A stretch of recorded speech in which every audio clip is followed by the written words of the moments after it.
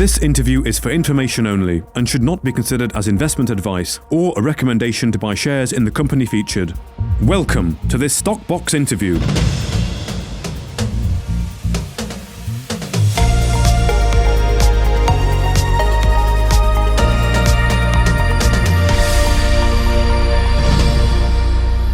Phil Thomas, the CEO of AIS Resources, is here today to take us through the company's Incahuasi Lithium Salar project in Argentina.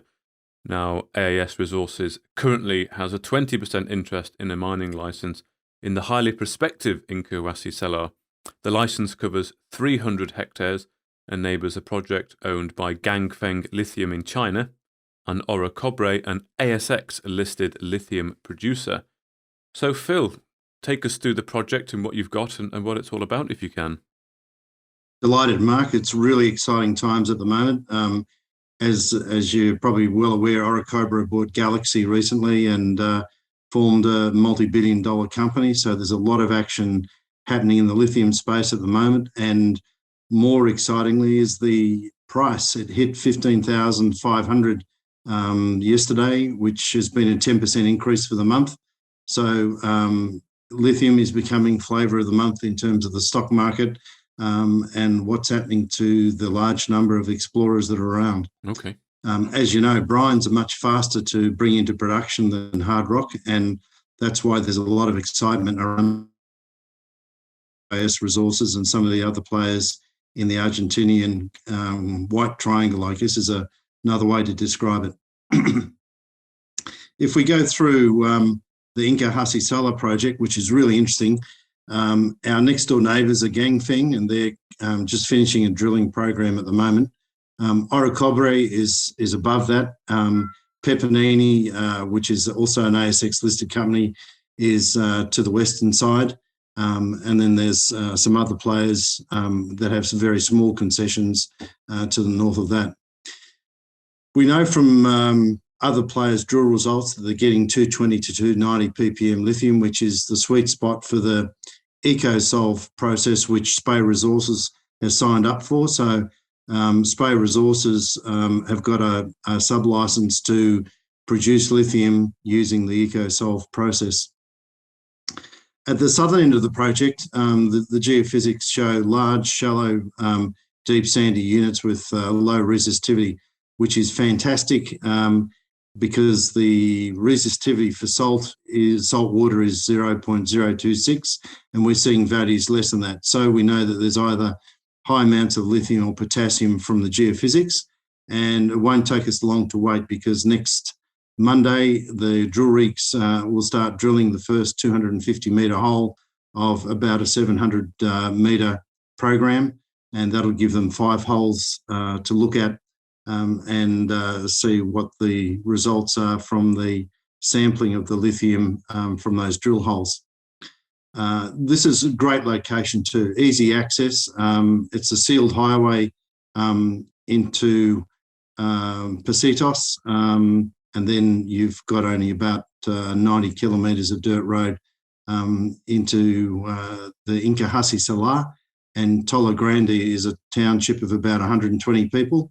And it's just 45 kilometres away.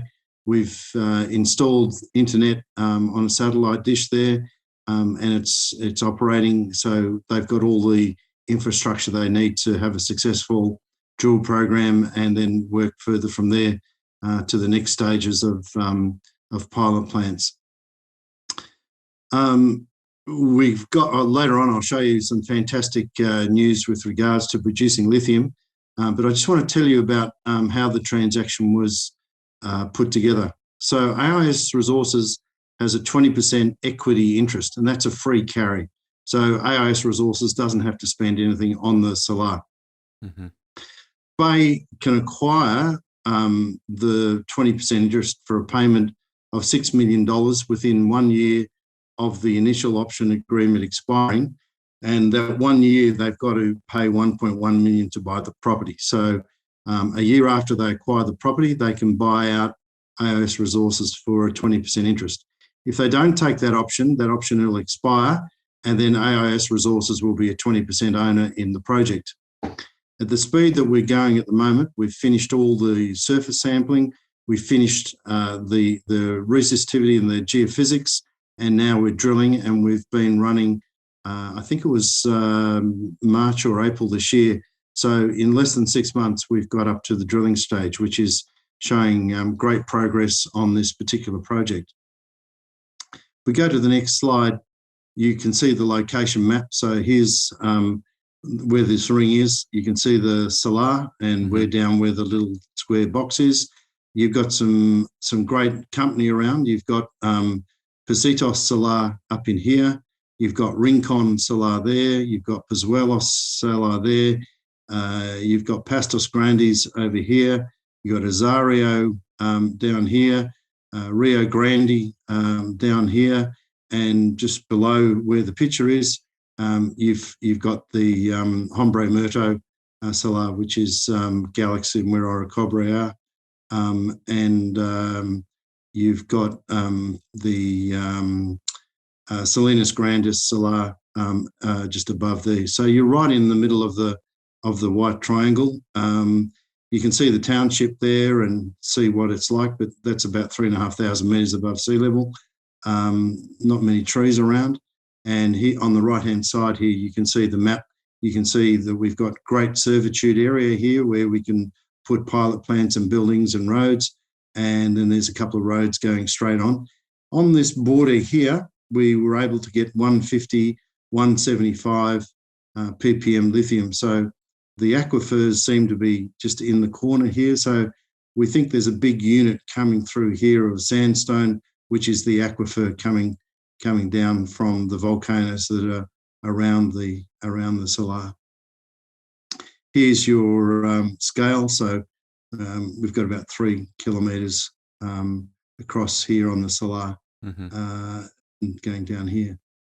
So if we go to some of the action pictures, there's the road going through the middle of the Salar to the left-hand or the western side. A couple of the drill holes where they took out the brine, and there's the 240 litres of the B1 brine that was produced, and there's a picture of the lithium carbonate produced.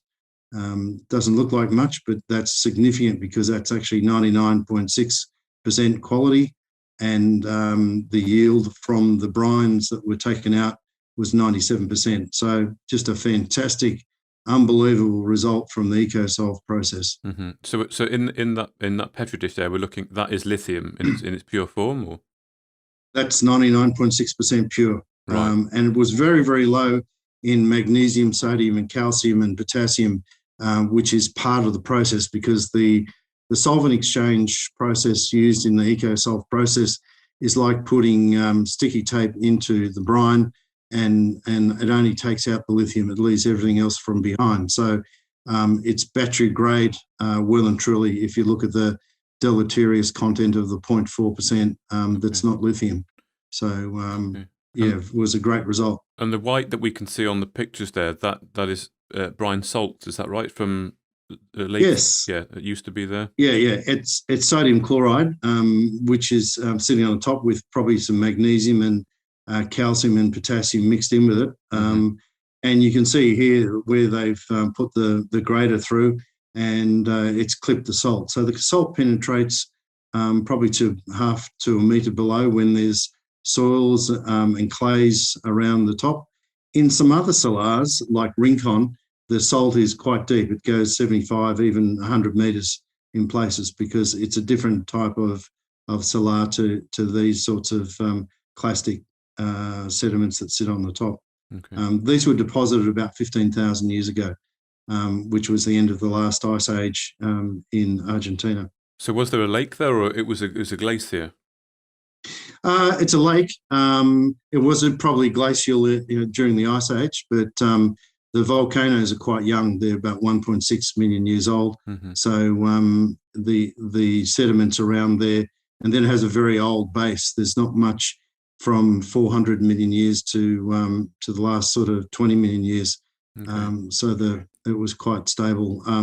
But of course, the Andes changed that when it uplifted the block. But from a geological point of view, you only need about 1 million years and you can concentrate the lithium quite high. And it looks at the sandstone, which is coarser sediments, and it has little pockets in the coarser sediments, and that's what gives it the porosity. So we'll be targeting probably anything above 10% porosity in an aquifer will be gold for us. Okay. And is it Or deposited lithium. or is it formed, the lithium? It's deposited. It's Yeah. a bit like uranium, where it concentrates over time and collects in those aquifers. But this is what they call a euhedric basin. So it's called a closed basin. And if we go to the very end of the Salar, you would see clays up against the volcanics on one side and the granites on the other side, where it locks in the solution. So basically, there's an equivalence between the evaporation rate on the surface and the rate of water flow into the Salar. And the rate of evaporation is about 4.5 litres per square metre per day in summer, and a little bit less in winter. But it's absolutely furious because the air pressure is lower, the UV is very, very high, and UV contributes more to evaporation than the wind or the IR heat from the sun. Okay. And you mentioned it earlier, brine versus hard rock deposit. Is it pretty obvious what the difference is? I can see that it looks fairly flat. It looks like it's fairly easily almost scooped up. Is that the difference you're talking, or? Kind of, yeah. I mean, you basically take the brine loaded lithium and treat that and take it out as a solution. With hard rock, it's very, very hard to concentrate, so it's more of a heavy medium concentration, and you're taking out 1.2% lithium. Then you've got to upgrade it to 6 or 7% lithium hydroxide, and because you're only getting 1.2% out, you've got 98.8% of waste that you've got to deal with. So you're treating a lot of hard rock and creating a lot of waste to get your lithium out. So the mechanics, even though the lithium brine is quite low in content, it's easy to push it back to the other end of the Salar or to the other end of your operation, because it's a fluid and it's like pumping water. It's low, exceptionally cost, and if you got some gravity happening, it's dead easy. Okay. And this low resistivity reading, is that a Siemens reading you've been carrying out then? No, it's a resistivity reading, which is measured in ohms per meter, and it basically defines the transmissibility of the transient of the current coming through the different layers, and with some sophisticated triangulation gear, they can figure out what the resistivity is in the various layers, and that gives us the structure. So we know that if we're going through clay, that's got one resistivity, and then if we go through sandstones with solution in them, we know that it's a lower resistivity. So it gives us a good idea to identify the aquifers, and typically in a regular hole you might hit 5 or 10 different aquifer layers going across, or one big one. Okay. And drilling very soon then? Yeah, Monday is the day. At the moment, they're just improving the road access for the drill rig and the drill pipes to be brought on board. All the sites have been picked. We know the geophysics, so it'll be good to correlate the geophysics with everything else. Okay, good.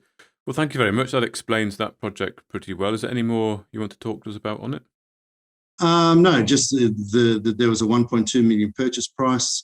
SPAE have paid $100,000 deposit, and they're going to pay another $100,000 in 6 months from the contract date.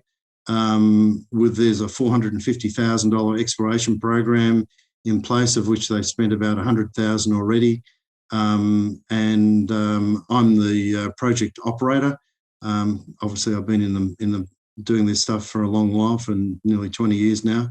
And we've got the free carry. There's no royalties from the vendor. The state royalties are about 4.5%.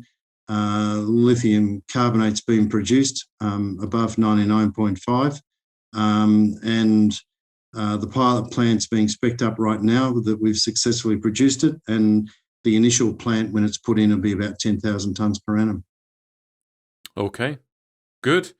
Well, thank you very much, Phil. Yes, and I'm sure you're looking forward to next week as well, and we'll be able to catch up again, I'm sure, when some of those results start coming up through the ground.